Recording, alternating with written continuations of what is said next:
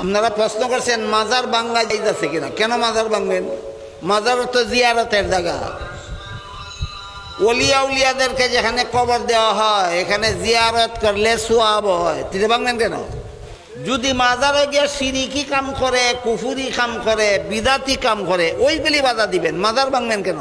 মাজারের নামে মান্নত করলে বাধা দিবেন, মাজারে গিয়ে সেজদা দিলে বাধা দিবেন, মাজারে গিয়ে চক্কর দিলে বাধা দিবেন। এগুলি বিদাত, কুফুরি, শিরিকি। এটার উদাহরণ হইল একবার মাথা চাষির লম্বা চুল, ওইছে উকুন।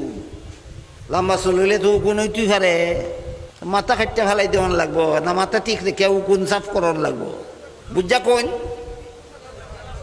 মাথা টুকুন হইলে মাথা খাইতে ফেলাই দেওয়ান লাগবো না, উকুন সাফ করান লাগবো।